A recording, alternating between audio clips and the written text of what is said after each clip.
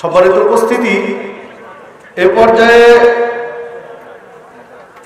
ইসলামী সম্মেলন 2019-এ আলোচনা নিয়ে আসছেন ডক্টর আবু বকর মোহাম্মদ জাকারিয়া, সহযোগী অধ্যাপক, ইসলামী আইন ও শরিয়া বিভাগ, ইসলামী বিশ্ববিদ্যালয়, কুষ্টিয়া। ডক্টর আবু বকর মোহাম্মদ জাকারিয়া শায়েখের আলোচনার বিষয় ইসলামের ব্যবসায়িক মূলনীতি। আসসালামু আলাইকুম ওয়া রাহমাতুল্লাহি ওয়া বারাকাতুহু। ইন্নাল হামদালিল্লাহ নাহমাদুহু ওয়া নাস্তাঈনুহু ওয়া নাস্তাগফিরুহু ওয়া নাউযু বিল্লাহি মিন শুরুরি আনফুসিনা ওয়া মিন সাইয়্যাতি আমালিনা। মান ইয়াহদিহিল্লাহু ফালা মুদিল্লা লাহু ওয়া মান ইউদ্লিল ফালা হাদিয়া লাহু। وأشهد أن لا إله إلا الله وحده لا شريك له وأشهد أن محمدا عبده ورسوله أما بعد।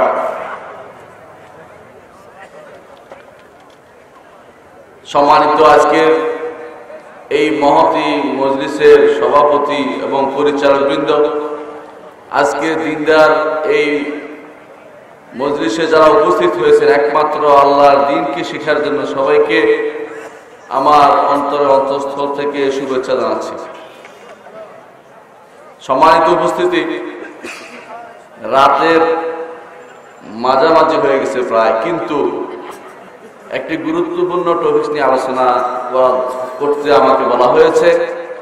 বিষয়টি খুব রস দিয়ে বলা যাবে না, একটু কষ্ট করে জানলে আপনার আমার সবার কাজে লাগবে। কারণ প্রত্যেকটি মানুষই কিছু না কিছু কাজ করে। রাসূলুল্লাহ সাল্লাল্লাহু আলাইহি ওয়াসাল্লাম বলেছেন, আসদাকুল আসমা হারিস হাম্মাম। হারিস হলো যিনি খেত করে, কর্ম করে, হাম্মাম তো চিন্তা করে। মানুষের এমন কোনো মানুষ নাই যে কোনো চিন্তা করে না।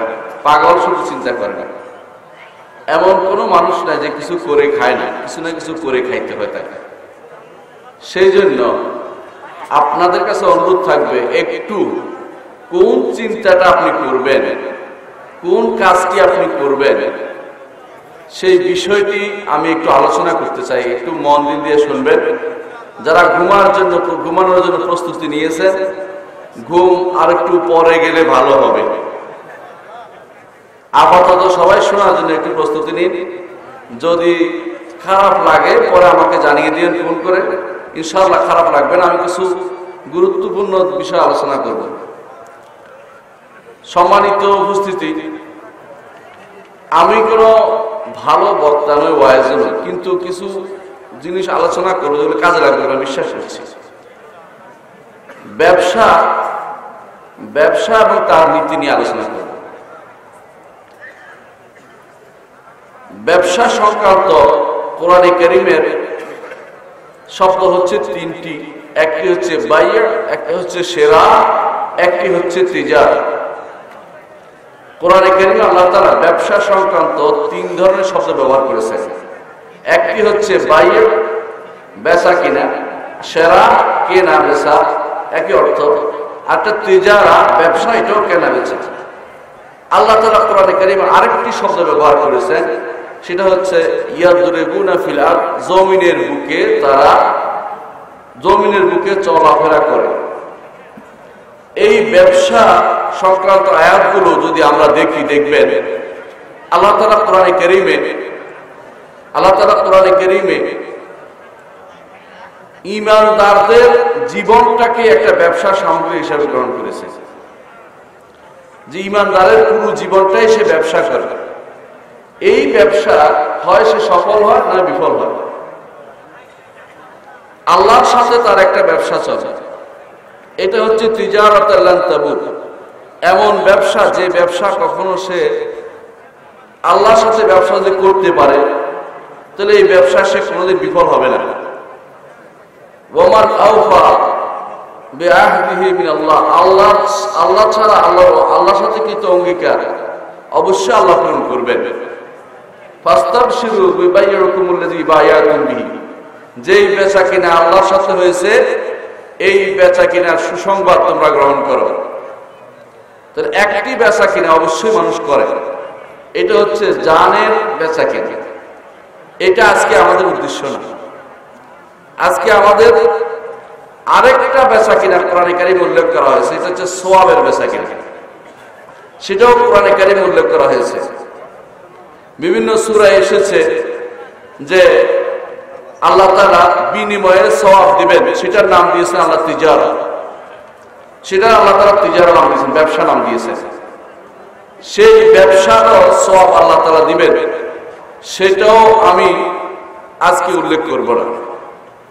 আজকে উল্লেখ করব এমন একটি ব্যবসার কথা, যেই ব্যবসাটি মানুষ করে থাকে এবং প্রত্যেকটি মানুষ স্বল্প বেশ কিছু ব্যবসা করে।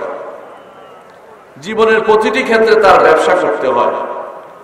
এই ব্যবসায়িক রীতিনীতি সম্পর্কে আমাদের কিছু না জানলে আল্লাহর কাছে জবাবদিহি করতে হবে।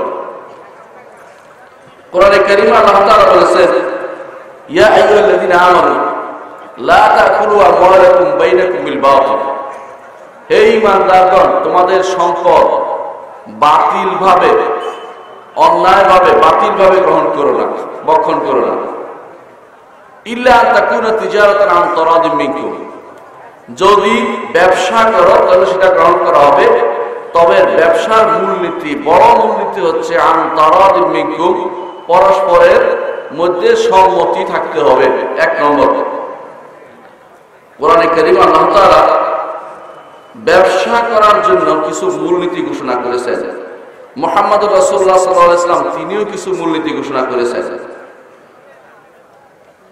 কোরআনে কারীমে আল্লাহ তাআলা যে সমস্ত মূলনীতি ঘোষণা করেছেন, রাসূলুল্লাহ সাল্লাল্লাহু আলাইহি ওয়াসাল্লাম যে সমস্ত মূলনীতি দিয়েছেন, তার মধ্যে রাসূল বলেছেন, হাদিসে এসেছে, রাসূলুল্লাহ সাল্লাল্লাহু আলাইহি ওয়াসাল্লাম বলেন, তাকে জিজ্ঞাসা করা হয়েছিল আইয়ুল কাসবি আফদাল, উত্তম অর্জন কোনটি? রাসূলুল্লাহ সাল্লাল্লাহু আলাইহি ওয়াসাল্লাম বলেছেন, আমালুর রাজুলি বিয়াদিহি, একজন মানুষ তার নিজ হাতে যে কর্ম কাজটি করে খাবে সেটা আল্লাহর কাছে বেশি উত্তম।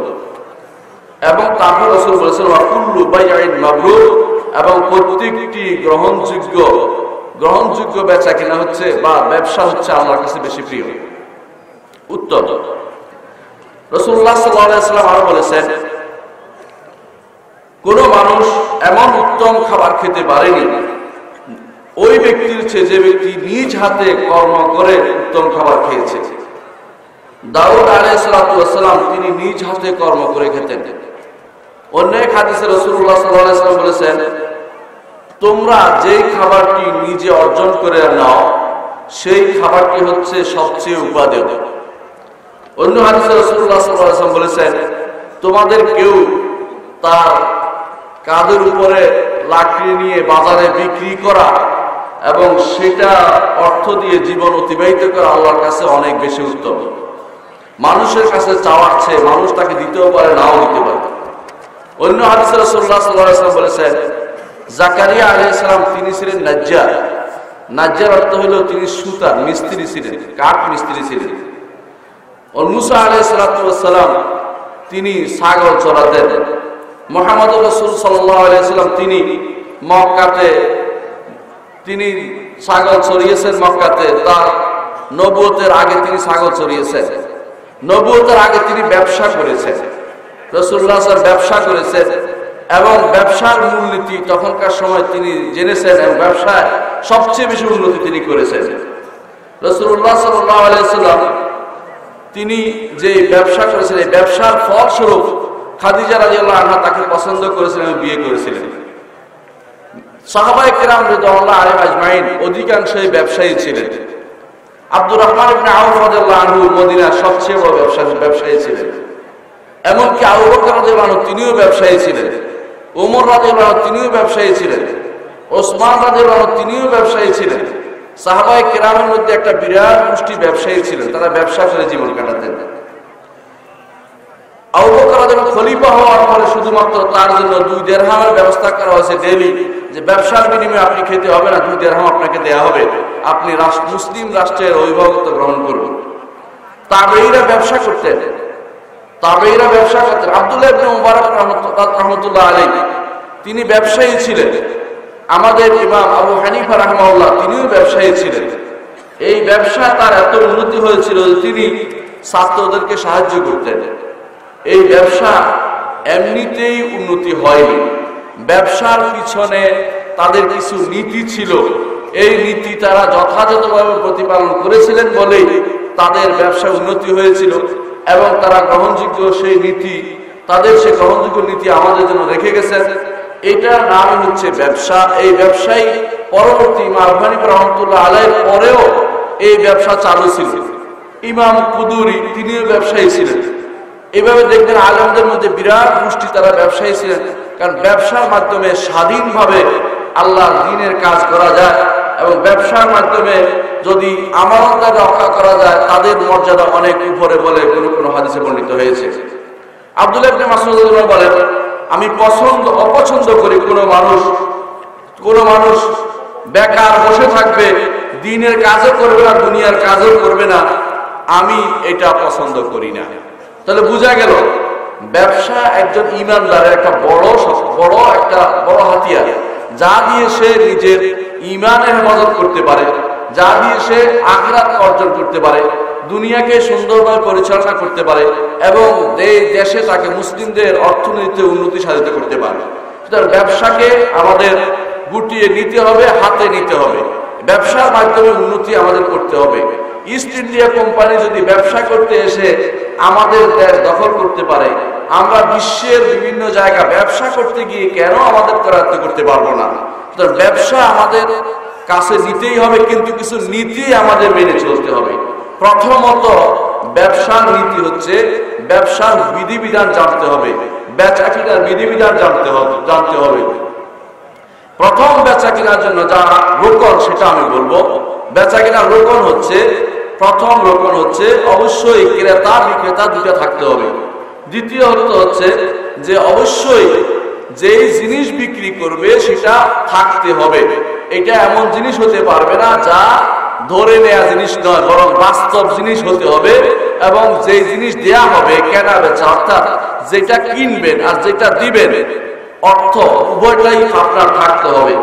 3 নম্বর হচ্ছে আপনাকে ইজাব কবুলের মাধ্যমে আসতে হবে। দিলাম বা নিলাম, অথবা পরিচিত জন জানা আছে এটা দাম কত, এটা দিয়ে টাকা নিয়ে চলে গেলেন, এটাও বৈধ শরীয়তে। অথবা লিখিত দিলেন, কাগজে কলম, মুখে কিছু বললেন না, লিখিত ভাবে দিলেন, যেমন এখন মেসেঞ্জারে মেসেজ করে দেন অথবা হোয়াটসঅ্যাপে দিয়ে দেন, এটাও বৈধ, কোনো সমস্যা নেই। অথবা যে ব্যক্তি কথা বলতে পারে না, ইঙ্গিতের মাধ্যমে যদি কেউ ব্যবসা করে সেই ব্যবসাও গ্রহণযোগ্য হবে, কোনো সমস্যা নেই। অথবা যদি একসাথে বসে আছেন এবং আপনাদের মধ্যে অপশন আছে বেচা কিনা, সেই বেচা কিনাও বৈধ হবে, কোনো সমস্যা নেই। একসাথে বসে যদি কোনো সেটা সিদ্ধান্ত নেওয়া হয় কোনো কিছুর কি বিধান, তাহলে সেটাও সেই ব্যবসাও বৈধ হয়ে যাবে। ব্যবসার জন্য কিছু শর্ত আছে। আমি 3টি রোকন বলেছি, এখন শর্ত বলবো কয়েকটি। 1 নম্বর শর্ত হচ্ছে ক্রেতা এবং বিক্রেতা উভয়ের সম্মতি থাকতে হবে। ক্রেতা বিক্রেতা উভয়ের সম্মতি থাকতে হবে। এর অর্থ হচ্ছে কারো উপরে জোর জুলুম করে কোনো ব্যবসা হয় না, ক্রেতা বিক্রেতা উভয়ের সম্মতি থাকতে হবে। দ্বিতীয় হচ্ছে ক্রেতা বিক্রেতা উভয়ে আকেল বালেগ হতে হবে, প্রাপ্তবয়স্ক হতে হবে, অথবা বেচা কিনা বুঝে এরকম জ্ঞান সম্পন্ন হতে হবে এবং ইচ্ছাকৃত কাজটা করছে সেরকম হতে হবে। ইচ্ছা করে কাজ করার মতো ক্ষমতা তার থাকতে হবে। চোখে দেখে অন্ধ নয়, না দেখে কিনছে এরকম যেন না হয়, এরকম হতে পারবে না। 3 নম্বর শর্ত হচ্ছে ক্রেতা বিক্রেতা উভয় এমন জিনিস, যে জিনিসটি বিক্রি করছে সেই জিনিস অবশ্যই উপকারী বিশেষ হতে হবে, পবিত্র জিনিস হতে হবে। সুতরাং কি হবে না, সেখানে মরা জিনিস বিক্রি করা যাবে না, কোনো মৃত জিনিস বিক্রি করা যায় না, যেটা শরীয়তে নিষেধ করা হয়েছে। যেমন মাছ বিক্রি যায় না, সেটা মরা যেটা মরলে খাওয়া যায় না সেটা বিক্রি করা যাবে না। অনুরূপভাবে রক্ত বিক্রি করা যাবে না, প্রবাহিত রক্ত বিক্রি করা যাবে না। অনুরূপভাবে স্বাধীন মানুষকে বিক্রি করা যাবে না। অনুরূপভাবে মদ বিক্রি করা যাবে না। অনুরূপভাবে শুকর বিক্রি করা যাবে না। অনুরূপভাবে ময়লা জিনিস বিক্রি করা যাবে না, নাপাক বিক্রি করা যাবে না। অনুরূপভাবে কুকুর বিক্রি করা যাবে না। অনুরূপভাবে মরা মানুষের হাড় বিক্রি করা যাবে না, অথবা মরা হাড় বিক্রি করা যাবে না। অনুরূপভাবে গান বাদ্য যন্ত্র জাতীয় জিনিস বিক্রি করা যাবে না। আমি 10টি জিনিস বলেছি যা বিক্রি করা যাবে না। এইগুলি বিক্রি করা শরীয়তে নিষিদ্ধ। এইগুলি বিক্রির জন্য হলে আপনার জন্য তা বিক্রি করা কখনো ক্রয় বিক্রয় করা বৈধ হবে না। 4 নম্বর, বিক্রি যদি এমন করতে হয় তো অবশ্যই আপনার সেই বিক্রির মালিক হতে হবে, বিক্রি করার জন্য মালিক হতে হবে। অর্থাৎ মালিক না হয়ে কোনো কিছু বিক্রি করা যাবে না। রাসূলুল্লাহ সাল্লাল্লাহু আলাইহি ওয়াসাল্লাম হাদিসে আসছে যে লা তাবিউ মা লাইসা ইনদাক, যা তোমার মালিক নয় যা তা তুমি বিক্রি করতে পারবে না। এই জন্য আপনি রাস্তার ঘাস বিক্রি করতে পারবেন না, অথবা পুকুরে অথবা পানির মধ্যে মাছ, নদীর পানির মধ্যে মাছ আছে সেগুলি বিক্রি করতে পারবেন না, কারণ আপনি সেগুলির মালিক নন। অনুরূপভাবে আকাশে পাখি উড়ে যাচ্ছে বিক্রি করে দিলেন, তাও হবে না। অনুরূপভাবে আপনি আকাশে কোনো অথবা পানিতে মাছ আছে সেটাও বিক্রি করতে পারবেন না। অনুরূপভাবে সরকারি সম্পত্তি বিক্রি করতে পারবেন না। অনুরূপভাবে ওয়াকফের সম্পত্তি বিক্রি করা বৈধ নয়।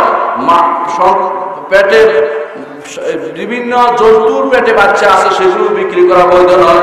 এবং সরকারি সম্পত্তির কোনো ভাগ বটরার আগে নিজে কোনো কিছু নিয়ে বিক্রি করে দেয়া সেটাও বৈধ নয়। 5 নম্বর হচ্ছে যে শর্তটা অবশ্যই মানতে হবে, সেটা হচ্ছে যে যে জিনিস বিক্রি করবেন তা অবশ্যই সমর্পণ করার মতো ক্ষমতা থাকতে হবে। অর্থাৎ যেটা চলে গেছে এটা বিক্রি করতে পারবেন না। কেউ যদি বলে আমার যে ছাগলটা হারিয়ে গেছে এটা তোমার কাছে বিক্রি করলাম, সেটা বিক্রি করা যাবে না। এমন জিনিস বিক্রি করতে হবে যে জিনিস সমর্পণ করা সম্ভব, কাউকে সেটা হাতে তুলে দেওয়া সম্ভব। 6ষ্ঠ ওই জিনিসটি, ওই শর্ত হচ্ছে যে জিনিস আপনি বিক্রি করবেন তা অবশ্যই দেখাশোনা এবং তা জানাশোনা থাকতে হবে। অজানা অচেনা কোনো কিছু বিক্রি করা যাবে না। সেটা ক্রেতা বিক্রেতা উভয়ের জন্যই না দেখে না শুনে না জেনে তা বিক্রি করা যাবে না। 7ম, অবশ্যই কি জিনিস দিয়ে কিনছেন তা জানাশোনা থাকতে হবে। কি জিনিস দিয়ে কিনছেন তা জানাশোনা থাকতে হবে আপনার আমার।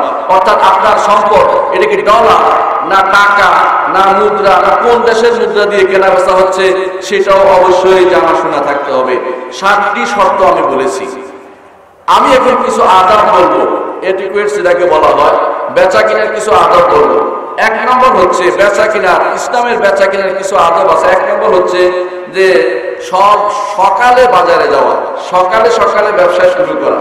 রাসূলুল্লাহ সাল্লাল্লাহু আলাইহি ওয়াসাল্লাম দোয়া করেছেন, আল্লাহুম্মা বারিক লি উম্মতি ফি বুকুরিহা, আল্লাহ আমার উম্মতের জন্য সকাল বেলায় বরকত দান করো। এই জন্য সকালে ব্যবসা করাটা এটা অবশ্যই সওয়াবের কাজ।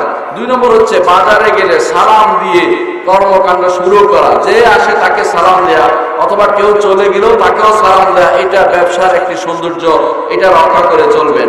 3 নম্বর হচ্ছে যে ব্যবসা করার সময় অবশ্যই বাজারে যখন ঢুকবেন তখন বাজারের দোয়াটি ভুলবেন না। রাসূলুল্লাহ সাল্লাল্লাহু আলাইহি ওয়াসাল্লাম বলেছেন, কেউ যখন বাজারে যায় এবং বলে লা ইলাহা ইল্লাল্লাহু ওয়াহদাহু লা শারীকা লাহু লাহুল মুলকু ওয়া লাহুল হামদু ইউহয়ি ওয়া ইউমীতু ওয়া হুয়া হাইয়্যুন লা ইয়ামুত বিয়াদিল খায়র ওয়া হুয়া আলা কুল্লি শাইইন কাদির, এই দোয়াটি যে ব্যক্তি পড়বে তার হাজার হাজার নেকি লেখা হবে, হাজার হাজার গুনাহ ক্ষমা করে দেওয়া হবে, হাজার হাজার মর্যাদা তাকে উন্নীত করা হবে। একটা দোয়া শুধুমাত্র আপনি বলতে পারেন যে ব্যক্তি ব্যবসায়ী তার জন্য, এটা অত্যন্ত গুরুত্বপূর্ণ একটি ব্যবসা।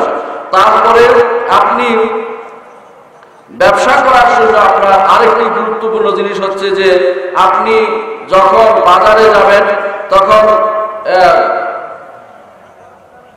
ব্যবসা করবেন এমন জিনিস যেটা জায়েজ জিনিস দিয়ে ব্যবসা করবেন, হারাম জিনিস ব্যবসা করবেন না। হারাম জিনিসের ব্যবসা বৈধ না, সেটা করতে পারবেন না। অনুভাবে কোনো ধোঁকাবাজি করবেন না। মুহাম্মদুর রাসূলুল্লাহ সাল্লাল্লাহু আলাইহি ওয়াসাল্লাম বাজারে গেলেন, বাজারে গিয়ে তিনি দেখলেন যে সুন্দর সুন্দর করে সাজিয়ে রাখা হয়েছে পণ্য, তিনি ঢুকিয়ে দিলেন হাত ভিতরে, ভিতর করে ভিতরে দেখলেন যে ভিজা। তিনি বললেন, মা হাযা ইয়া সাহিবাত তাআম, হে খাবার বিক্রেতা, এটা কি অবস্থা, ভিতরে কেন ভিজা? সে বলল, আসাবাতুস সামা ইয়া রাসূলুল্লাহ, হে আল্লাহর রাসূল, আকাশের বৃষ্টি পেয়েছিল সেই জন্য এটা ভিতরে ভিজা। রাসূলুল্লাহ সাল্লাল্লাহু আলাইহি ওয়াসাল্লাম বললেন, হাল্লা জাআলতাহু ফাওক মান গাশশানা ফালাইসা মিন্না, তুমি উপরে রাখলে না কেন? যে ব্যক্তি আমাদেরকে ধোঁকা দেয় সে আমাদের উম্মতের অন্তর্ভুক্ত, আমার উম্মতের অন্তর্ভুক্ত হতে পারবে না। সুতরাং অবশ্যই ধোঁকাবাজি করা যাবে না।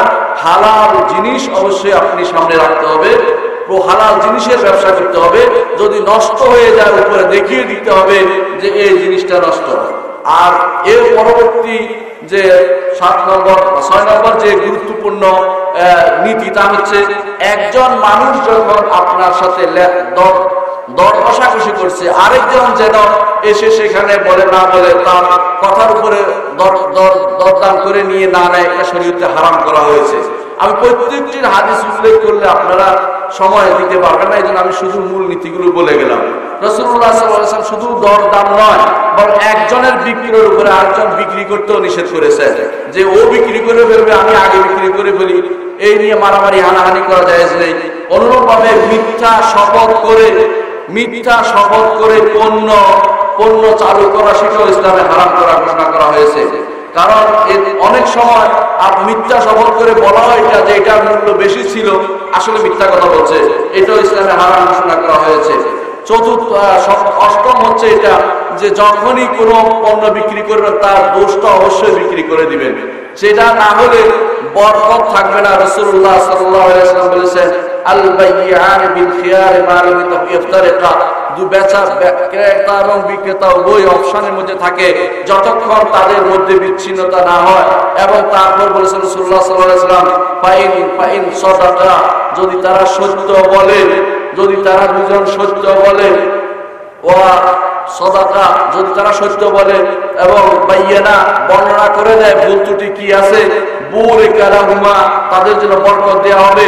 ওয়া ইন কাযাবা ওয়া কাতামা, যদি মিথ্যা বলে এবং লুকায় কোনো কিছু, তাদের বেচা কিনার বরকত সেখানেই নষ্ট করে দেওয়া হয়। যদিও সে প্রকাশ্যে মনে করে বড় কিছু করে ফেলছে, অনেকে দেখবেন পচা আঙ্গুরটা নিচে দিবে, পচা আপেলটা নিচে দিয়ে দিবে, এই জাতীয় ফল বিক্রেতারা সবচেয়ে বেশি করে এটা। এবং অনেকে দেখবেন এই জাতীয় করে মনে করে যে বিরাট কাজ করে ফেলেছে। ব্যবসা বলে যাচ্ছে যারা সাঁতারা, ব্যবসা তো বুদ্ধিমত্তার কাজ না, ওই সমস্ত বুদ্ধিমত্তা নয়, এটা হচ্ছে হারাম কাজ, এবং সে পরিণামে খুব খারাপ পরিণাম বহন করবে। তার ব্যবসা অবশ্যই লাটে উঠবে, ব্যবসা কোনোদিন ভালো ফলছে দেখতে পাবে না। ইমাম আবু হানিফা রাহিমাহুল্লাহ একটা কিচ্ছা আমি বর্ণনা করতে ইচ্ছে করছে, সেটা হচ্ছে তিনি একদিন একটি কাপড়, ছিঁড়া কাপড় দেখে রেখে দিলেন যে এই কাপড়টা বিক্রি করো না। তিনি চলে যাওয়ার পরে তার কর্মচারী সেটা বিক্রি করে দিলেন। তিনি এসে বললেন যে কাপড়টা কোথায়, বলে যে বিক্রি করে দিয়েছি। ইমাম আবু হানিফা রাহিমাহুল্লাহ তিনি খুব আফসোস করলেন, এবং সেই দিনের সমস্ত সম্পদ যা বিক্রি হয়েছিল সবগুলি আল্লাহর রাস্তায় সদকা করে দিলেন। যে এইভাবে মানুষকে ঠকানো, সেটা আমাদের উদ্দেশ্য হতে পারে না। আল্লাহ বরকত দিবে আমাদেরকে, কিন্তু মানুষকে না জানিয়ে কোনো কিছু আমরা বিক্রি করতে পারি না। তার ভুলটা বলে দিতে হবে, এখানে ছিঁড়া আছে, এখানে সমস্যা আছে, যদি জেনে শুনে সেটা দেওয়া হয় তাহলে গুনাহ হবে। অনুরূপ অনেকে টাকা দেওয়ার ক্ষেত্রেও কিন্তু ছিঁড়া টাকাটা দেয়, বেচারা বিপদ হয়ে যায়, এটাও কিন্তু বৈধ নয়। জানিয়ে শুনিয়ে দিতে হবে, নাহলে ভালো টাকাটা দিতে হবে। ছিঁড়া টাকা আপনি ব্যাংকে নিয়ে পরিবর্তন করতে পারবেন, কিন্তু তাকে বিপদে ফেলবেন না। অনুরূপভাবে বেচা কেনার ক্ষেত্রে দশম যে গুণটি, সেটা হচ্ছে অবশ্যই অবলম্বন করবেন, তা হচ্ছে সততা অবলম্বন করবেন এবং ছাড় অবলম্বন করবেন। রাসূলুল্লাহ সাল্লাল্লাহু আলাইহি ওয়াসাল্লাম বলেছেন, রাহিমাল্লাহু আবদান সামহান ইযা বাআ সামহান ইযা ইশতারা সামহান ইযা ইক্তাদা। ওই আল্লাহকে রহমত করুন, আল্লাহ তাআলা ওই বান্দাকে রহমত করুন যে বান্দা যখন বিক্রয় করে তখনও ছাড় দেয়, যখন ক্রয় করে তখনও ছাড় দেয়, যখন ফয়সালা করে তখনও ছাড় দেয়। ওই ব্যক্তির উপর আল্লাহ তাআলা রহমত করুন। অবশ্যই আল্লাহ রহমত পাবেন যদি আপনি মুলামুলি করতে করতে তাকে বিরক্ত করে না ফেলেন। আর ওই ব্যক্তির উপর আল্লাহ রহমত করবেন যে বিক্রেতা নিজে ধরে রাখছে, যতক্ষণ না মুলামুলি বেশি হবে ততক্ষণ ধরে রাখছে, এরকম যেন না হয়। বরং ছাড় দিয়ে মানুষের উপকারের নিয়ত করলে সেটাতে অবশ্যই বরকত বেশি হবে। আর এমন জিনিস কখনো বিক্রি করবেন না যে জিনিস আপনার এখনো আয়ত্তাধীন হয়নি, যেটা আয়ত্তে আনতে পারেনি, এমন জিনিস বিক্রি করবেন না। আর মানুষকে তাদের জিনিস কোনো কিছুতে কমতি করবেন না। আর একটি জিনিসও নিষেধ করা হচ্ছে, সেটা হচ্ছে কখনো দালালি করবেন না। দালালি করিয়ে দাম বাড়ানোর চেষ্টা করবেন না। দালালি করলে দাম বাড়ানোর চেষ্টায় যাবেন না। বিক্রির জন্য দালালি জায়েজ, কিন্তু দাম বাড়ানোর জন্য দালালি জায়েজ নাই।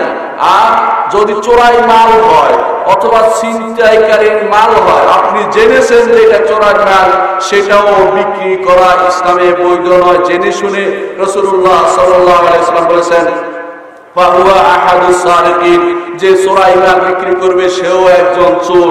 সুতরাং সূরা ইমান বিক্রি করে জেনে শুনে সেটাও বিক্রি করতে পারবেন না। পরবর্তী 20তম বা 15তম যে গুরুত্বপূর্ণ নির্দেশ তা হচ্ছে অবশ্যই যে ব্যক্তি কখনো কখনো কখনো দেখা যায় মানুষ লজ্জিত হয়ে আসে, ভাই আমার ভুল হয়ে গেছে, আমার কেনাটা ঠিক হয়নি, আমার আসলে বিপদে পড়ে গেছি, আপনি ফেরত নিয়ে যান। অনেকে লেখা লিখে রাখে বিকৃত মাল ফেরত নেওয়া হয় না। কেন ফেরত নেওয়া হবে না?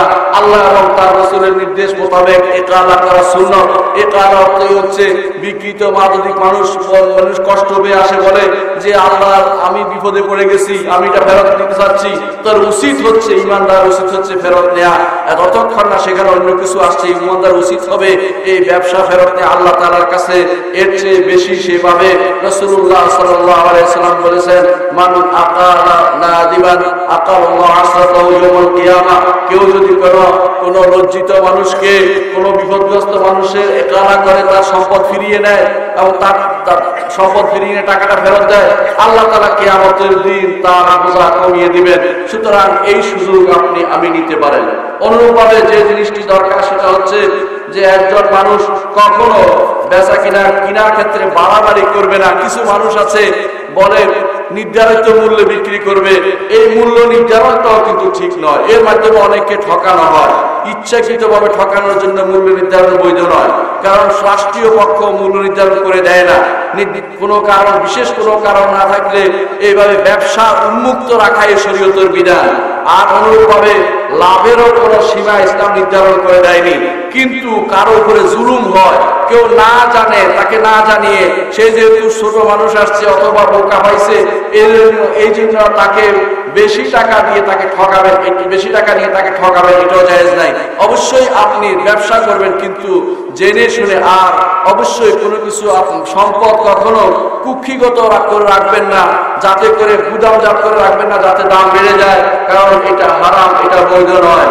আর বড় জিনিস হচ্ছে রাসূলুল্লাহ সাল্লাল্লাহু আলাইহি ওয়াসাল্লাম বলেছেন, তোমরা হে ব্যবসায়ীরা, তোমরা যখন ব্যবসা করো তখন তোমাদের সেখানে গুনাহ এবং ইবলিস শয়তান উপস্থিত হয়। সুতরাং তোমরা সদকা দিয়ে দান করে তোমরা সেটাকে তোমরা গুনাহ থেকে মুক্তি পেতে পারো। সেই জন্য প্রত্যেকটি মানুষের উচিত, ব্যবসায়ীরা তার উচিত হবে বেশি বেশি করে সদকা করা, বেশি বেশি করে সদকা করা, আর ওয়াদা পূর্ণ করা, এবং যখনই কোনো জিনিস নষ্ট হয়ে গেছে বেশি ছাড় দেয়া। যে জিনিসগুলোর ওজনে দেখবেন যে কম হচ্ছে, নষ্ট জিনিসটাকে ওজন অর্ধেক ছাড় দিয়ে বিক্রি করে দেয়া, এটা রাসূলুল্লাহ সাল্লাল্লাহু আলাইহি ওয়াসাল্লাম নীতি ছিল। আপনিও সেটা করুন, এর মধ্যে অবশ্যই বরকত রয়েছে। কখনো আপনি কখনো ব্যবসা হাতানোর জন্য উপরস্থ ব্যক্তিকে ঘুষ দিবেন না। অনুরূপভাবে ব্যবসার জন্য উপরস্থ কারো লবিং করে ছোট ছোট ব্যবসায়ীদেরকে ঠকানোর চিন্তা করবেন না। সমস্ত ব্যবসায়ীদের ব্যবসা কিনে ফেলে এরপরে আপনি ব্যবসা করার যে নীতি অবলম্বন করেছেন সেটাও হারাম, সেটা কখনো ইসলামে বৈধ নয়। ইসলামে আসলে মৌলিকভাবে যে জিনিসগুলো অবৈধ করা হয়েছে, আমি এখানে আর কয়েকটি জিনিস আলোচনা করে আমার বক্তব্য শেষ করব। প্রথমত, ইসলাম ব্যবসা করার জন্য মৌলিক নীতি দিয়েছে, ব্যবসা আসল হচ্ছে বৈধ হওয়া। যতক্ষণ পর্যন্ত হালাল জিনিস হবে ইসলামের দৃষ্টিভঙ্গিতে সেটা ব্যবসা বৈধ। দ্বিতীয় মূলনীতি হচ্ছে যে ব্যবসার দিকে ইসলাম চায় শব্দ নয়, অর্থের দিকে, কোন উদ্দেশ্যে কাজটা করেছে সেটার দিকে চায়। মুখে কি বলবো এটা বড় কথা নয়। ইসলামের এই দৃষ্টিভঙ্গি এমন দুইটি মূলনীতি, যেই দুইটি মূলনীতিকে যদি কেউ ধারণ করে তাহলে ব্যবসা করতে সফল হবে ইনশাআল্লাহ। কিন্তু এই দুইটি মূলনীতির সাথে ইসলাম সুনির্দিষ্টভাবে কিছু জিনিসকে নিষেধ করেছে। আমি এখন সেই জিনিসগুলো উল্লেখ করব। এক নম্বর হচ্ছে, ইসলাম পণ্য এবং ব্যক্তি অথবা অর্থ কোনটাকে, যেটা অজানা এমন কিন্তু জাহালা যেটাকে বলা হয়, অজানা কোনো কিছু থাকলে সেই জিনিসটাকে নিষিদ্ধ ঘোষণা করেছে। যেখানে এরকম কিছু থাকবে সেটা ইসলাম কখনো সেই ব্যবসাকে, সেই বেচাকেনাকে ইসলাম অনুমোদন করেনি। যেমন জাহিলি যুগে বেচাকেনা ছিল, তারা বলতো কি বাইউল মাদামিন, এই যে পাঠার পেটের ভিতরে যে বাচ্চা হবার আছে সামনে সেটাকে বিক্রি করে দিলাম, নাউযুবিল্লাহ, এটা অজানা জিনিস বিক্রি করা জায়েজ নেই। কেউ কেউ মালাকি নামক এরকম মাদি মাদি ছাগলের ছাগির পেটের ভিতরে যে বাচ্চা আছে এটা বিক্রি করে দিয়েছে, এইটাও শরীয়তে বৈধ নয়। অনুরূপ ভাবে কেউ কেউ বিক্রি, এই জাতীয় বিক্রি যেগুলি আছে, যে পাথর মেরে নিক্ষেপ করছে, যেটার উপরে পাথর পড়বে সেটা বিক্রি করে দিলাম, এই জাতীয় জিনিসও ইসলামী শরীয়তে বৈধ নয়। এটা হচ্ছে না জানা কারণে যা অবৈধ।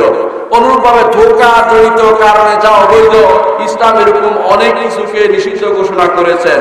যেমন ইসলাম বলে কোনো কিছু কেউ গায়ে স্পর্শ হয়ে গেল, দূর নিক্ষেপ করলো তার দিকে, এটা জায়েজ হয়ে যাবে এমন কোনো কথা নয়। অনেক সময় দেখা যায় কথা বলতে বলতে আলোচনা চলছে, এমন সময় ন্যাম করে দিয়ে দিল, এখন আর ফেরত নিবে না, এটাও কিন্তু ইসলামে বৈধ নয়। হতে পারে তার মধ্যে ভুল হতে পারে, আলোচনা আবার চলতে পারে, যতক্ষণ না মজলিসে আছে ততক্ষণ তাদের মধ্যে বেচা কিনা কমপ্লিট হয়নি, যতক্ষণ না একে অপরকে বলবে যে আর কোনো কথা নাই, নিয়ে নিলাম, ততক্ষণ পর্যন্ত কথা চলতে পারে। এই জন্য ধোঁকাবাজি ইসলামে বৈধ নয়। এই যে এই ধোঁকাবাজি বৈধ না হওয়ার কারণে এই কোন প্রাণীর পেটের বাচ্চা বিক্রি করা বৈধ নয়। অনুরূপভাবে ফল, গাছের ফল সেটা শক্ত হওয়ার আগে বিক্রি করা সেটা বৈধ নয়। পানিতে মাছ বিক্রি করা বৈধ নয়, এবং দুধের ভিতরে ওলানের দুধ রেখে সেই দুধ বিক্রি করা বৈধ নয়। অনুরূপভাবে কোন পশুর প্রাণীর পিঠের উপর যে সমস্ত পশম আছে সেগুলো পিঠের উপর থাকা অবস্থায় বিক্রি করা বৈধ নয়। অনুরূপভাবে দুধের মধ্যে কতটুকু ঘি হতে পারে আন্দাজ করে সেরকম বিক্রি করা ইসলাম বৈধ মনে করে না। অনুরূপভাবে এই জাতীয় জিনিসগুলোকে ইসলাম বৈধ এই জন্য করে না কারণ এগুলোতে রয়েছে ধোঁকা। এই ধোঁকা যেখানে পাওয়া যাবে সেখানে ইসলাম সেটাকে সেই যাবতীয় ব্যবসাকে ইসলাম অবৈধ ঘোষণা করেছে। 3 নম্বর যে মূলনীতি ইসলাম দিয়েছে সেটা হচ্ছে ক্ষতিকর জিনিস ইসলামে বিক্রি করা অবৈধ। ক্ষতিকর জিনিসের মধ্যে যেই জিনিসে বাজারের ক্ষতি হয়, বিক্রেতার ক্ষতি হয়, ক্রেতার ক্ষতি হয়, 3 ধরনের ক্ষতি ইসলামে নিষিদ্ধ। এই ধরনের ক্ষতি করে বিক্রি করা যাবে না। ধরেন কেউ কাপড় বিক্রি করলো, এই শর্তে কাপড়ের ছিদ্র করে দিবে। কেন ছিদ্র করে দিবে? কার ক্ষতি হবে? ক্ষতি করবে ক্রেতা। এটা ইসলামে বৈধ নয়। ক্ষতি করে বিক্রি করা ইসলামে বৈধ নয়। অনুরূপভাবে কেউ একটা বড় বাড়ি বিক্রি করলো, বলে যে এই বাড়ি বিক্রি করলাম, তবে এর মাঝখানে একটা রোড আমি বিক্রি করলাম না, বা একটা কিছু বিক্রি করলাম না, এইভাবে বিক্রি করে ইসলাম বৈধ মনে করে না, কারণ এতে করে ক্রেতার ক্ষতি সাধন করা হয়। অনুরূপ ভাবে ইসলামের দৃষ্টিতে বৈধ নয় কেউ বাজারে মাল নিয়ে আসছে, অগ্রিম আগিয়ে গিয়ে তার রাস্তা থেকে কিনে ফেলা বৈধ নয়, কারণ বাজার বিক্রেতাকে তার বাজারে কত দাম জানানো হচ্ছে না, অগ্রিম কিনে বিক্রেতাকে ঠকানো হচ্ছে, সেটা বৈধ নয়। অনুরূপভাবে দেখা যায় অনেকে শহরের মানুষ গ্রামের মানুষকে ঠকানোর জন্য অগ্রিম কিনে নিয়ে সব চলে আসে, সেটাও ইসলামে বৈধ নয়। বাজারে আসতে দিতে হবে। অনুরূপভাবে যে পণ্যের মেয়াদ চলে গেছে ওই পণ্য বিক্রি করা ইসলামে বৈধ নয়। অনুরূপভাবে সিগারেট বিক্রি ইসলামে বৈধ নয়। মূর্তি বিক্রি ইসলামে বৈধ নয়। অনুরূপভাবে সুরত বিক্রি, মানুষের ছবি বিক্রি করে টাকা পয়সা খাওয়া ইসলামে বৈধ নয়। অনুরূপভাবে যেই ব্যক্তি আঙ্গুর দিয়ে মদ বানাবে তার জন্য আঙ্গুর বিক্রি করা বৈধ নয়। অনুরূপভাবে যে ব্যক্তি কাপড়ের মধ্যে ছবি আঁকছে সেই ছবি আঁকা কাপড় বিক্রি করা বৈধ নয়।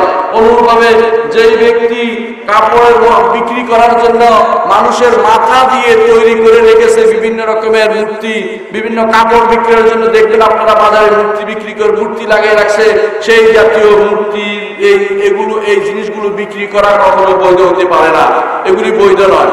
ইসলামের চতুর্থ যে মূলনীতি ক্রয় বিক্রয়ের ক্ষেত্রে হচ্ছে সুদ জাতীয় কোনো কিছু ইসলামে বৈধ নয়।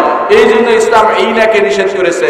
এইনা হচ্ছে পাতানো ব্যবসা। কি আমার গাড়িটা আপনার কাছে 5 লাখ টাকা বিক্রি করলাম, আবার আমি আপনার কাছ থেকে এখন কিনে নিলাম 2 লাখ টাকা দিয়ে, উদ্দেশ্য হচ্ছে টাকাটা দরকার, টাকাটা নেওয়ার জন্য সালাকি করে বিক্রির এই পাতানো খেলা করে নিলেন সুদ থেকে। এটা সুদ, সরাসরি সুদ, এটা এই জন্য নিষিদ্ধ ইসলামের দৃষ্টিতে। এই জাতীয় যেহেতু সুদ হয় সেটা এই জন্য হারাম ঘোষণা করা হয়েছে।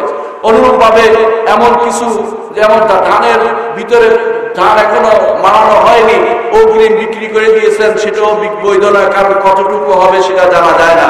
অনুরূপভাবে অর্বণ বিক্রি করা ইসলামের বৈধ নয়, এটা হচ্ছে বিশুদ্ধতম মত। অনুরূপভাবে যেই জিনিস এমন কোন জন্তুর বিনিময়ে জন্তুর বিক্রি বৈধ নয়, কারণ কম বেশ হতে পারে।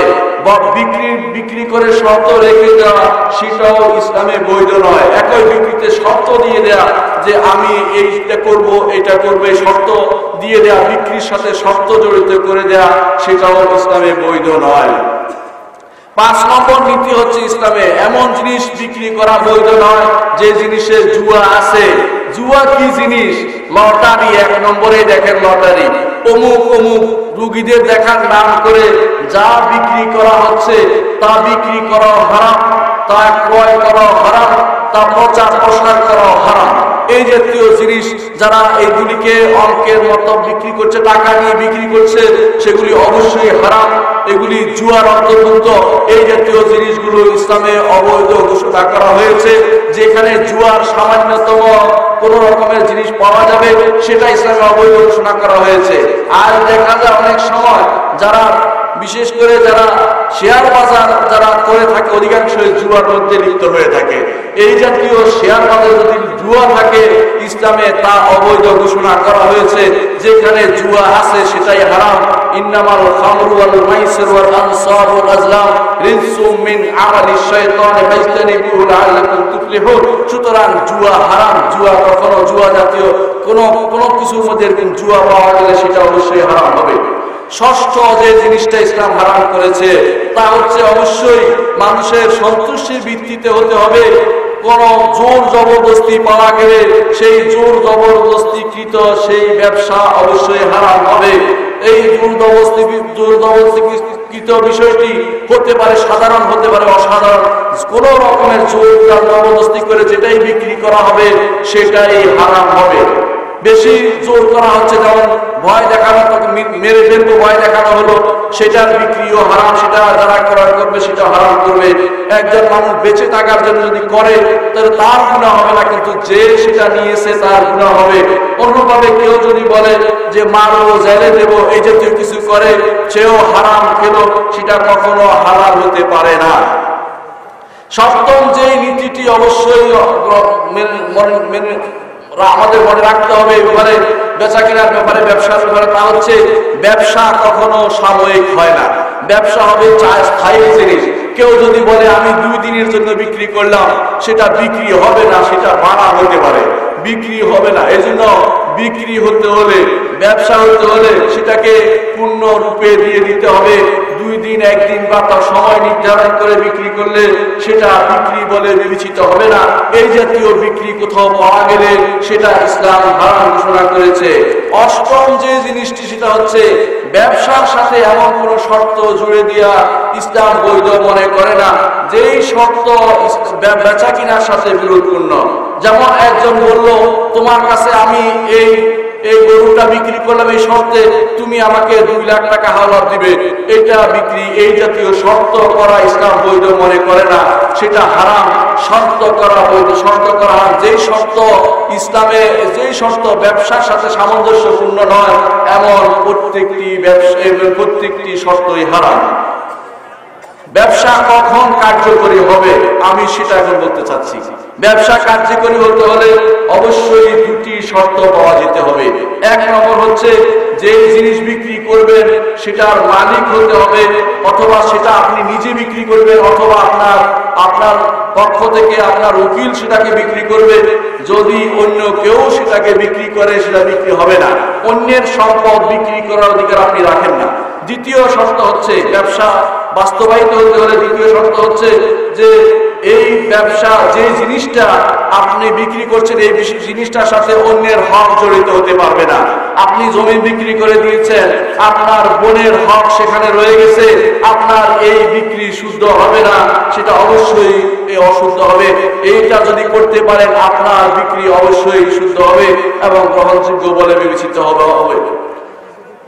কোন ব্যবসা যদি কোন ব্যবসা আপনার বাধ্যতামূলক কখন হয়ে যায়, ব্যবসা বাধ্যতামূলক হয়ে যায় যখন এমন ব্যবসা আপনি হাত দেন যেখানে আপনার খেয়ার যে অপশান শরীয়তে যে রেখেছে, শরীয়তে বেচা কেনার সাথে অপশান রেখেছে, অপশানগুলি যখন সময় শেষ হয়ে যাবে তখন আপনার ব্যবসা বাধ্যতামূলক হয়ে যাবে এবং সেই অপশান যদি কোনো শর্ত থাকে শর্ত পূরণ পর্যন্ত অপেক্ষা আপনাকে করতে হবে। সম্মানিত উপস্থিতি, আমি এখন অল্প কয়েকটি জিনিস আলোচনা করব, সেটা হচ্ছে বৈধ ব্যবসা কি কি। বৈধ ব্যবসা যদি কোনো মনে রাখতে পারেন তাহলে সেটা আপনাদের কাজে লাগবে। 1 নম্বর ব্যবসা হচ্ছে, ব্যবসার মধ্যে একটি ব্যবসা হচ্ছে বাইয়ে সালাম। বাইয়ে সালাম অর্থ হচ্ছে যেটা আপনি প্রথমে আগে বাইয়ে মুতলাকের কথা বলি, টাকা দিয়ে পণ্য কিনবেন, এটা বৈধ ব্যবসা, এতে কোনো সমস্যা নেই, এতে কোনো সমস্যা নেই। আবার দেখেন এটা হতে পারে আবার লাভজনক ব্যবসা আপনি করতে পারেন, আবার এরকম হতে পারে পণ্যের বিনিময়ে পণ্য নিচ্ছেন, এটাও শরীয়তে বৈধ আছে, এটাও শরীয়তে বৈধ আছে। তবে এটা কোথাও কোথাও সুদ হয়ে যায়। যদি কোনো সুদের জিনিস হয় তাহলে সেখানে সুদের জিনিস 6টি জিনিস হয় তাহলে সেখানে অবশ্যই বাকি বিক্রি করা যাবে না। আর বেশি কোথাও দেয়া যায় যদি একই পর্যায়ে না হয়, একই জিনিস না হয়, স্বর্ণের বিনিময়ে স্বর্ণ হলে 2 জিনিস হারাম। 2 জিনিস অর্থ হচ্ছে স্বর্ণের বিনিময়ে স্বর্ণ বিক্রি করতে পারবেন না, 1। 2 নম্বর হচ্ছে সেটা অবশ্যই যদি বিক্রি হয় অন্য কিছু দিয়ে বিক্রি করতে হবে, যেমন টাকা বা অন্য মুদ্রা দিয়ে বিক্রি করতে হবে আপনাকে, কিন্তু স্বর্ণের বিনিময়ে স্বর্ণ নয়। অন্যরা বাকিও বিক্রি করতে পারবেন না, কিন্তু স্বর্ণের বিনিময়ে যদি রৌপ্য বিক্রি করেন অথবা রৌপ্যের বিনিময়ে স্বর্ণ বিক্রি করেন তাহলে বাকি করা যাবে না, কিন্তু বিক্রি বৈধ আছে। এই জাতীয় জিনিস আমাদের মনে রাখতে হবে যে পণ্য বিক্রির ক্ষেত্রে ইসলামের নীতিমালা কি। ইসলামের নীতিমালা সরফ একটি ব্যবসা আছে, এটা হচ্ছে মুদ্রার বিনিময়ে মুদ্রা বিক্রি করা ইসলাম জায়েজ আছে, তবে একই মুদ্রা হতে পারবে না, অবশ্যই ভিন্ন মুদ্রা হতে হবে। যেমন টাকার বিনিময়ে ডলার, ডলারের বিনিময়ে পাউন্ড, স্টার্লিং, এগুলি বিক্রি করা বৈধ হবে, এটাকে বলা হয় বাইয়ে সরফ। আরেকটি বিক্রি হচ্ছে ইসলামের বাইয়ে সালাম। রাসূলুল্লাহ সাল্লাল্লাহু আলাইহি ওয়াসাল্লাম অনুমোদন করেছেন মানুষের সুবিধার্থে। আমি সময়ের কারণে হাদিসগুলো একটাও আনিনি, সমস্ত হাদিস আমার কাছে লেখা আছে। রাসূলুল্লাহ সাল্লাল্লাহু আলাইহি ওয়াসাল্লাম তিনি বাইয়ে সালাম অনুমোদন করেছেন। বাইয়ে সালাম হচ্ছে আপনার এখন টাকা দরকার কিন্তু ফসলের ক্ষেত এখনো হয় নাই, আপনি টাকা নিয়ে অগ্রিম জিনিস বিক্রি করবেন, যখন উঠবে ভাদ্র মাসে তখন তাদের সেই সময় বিক্রি করবেন ধান, আপনার জন্য এটা ইসলাম বিশেষ কারণে বৈধ ঘোষণা করেছে। অনুরূপভাবে আরেকটি এই জাতীয় আরেকটি আছে বায়ুল ইস্তিসনা বলা হয়, অর্থাৎ যেমন আপনি কোনো ফ্যাক্টরি আছে, আপনার বাইরের কোনো লোক এসে বললো আমাকে এতগুলো কাপড় বানিয়ে দিতে হবে, এতগুলো গার্মেন্টস আইটেম আমাকে বানিয়ে দিতে হবে, এই নীতি অনুসারে এই গুণ থাকবে, আপনি এটার বিনিময়ে আপনাকে এই টাকা দিব। ইসলামী শরীয়ত এটাকে বৈধ ঘোষণা করেছে। এর কারণ হচ্ছে এটা মানুষের প্রয়োজনের ভিতরে পড়ে এবং এটা অগ্রিম টাকা নেয়া এবং সেটা তৈরি করে দেয়া, এটার নাম হচ্ছে বায়ে ইস্তিসনা। এটাও ইসলামী শরীয়তে বৈধ। কিয়াসান আলা সালাম, তা বায়ে সালামের উপরে কিয়াস করে ইসলাম সেটাকে বৈধ ঘোষণা করেছে।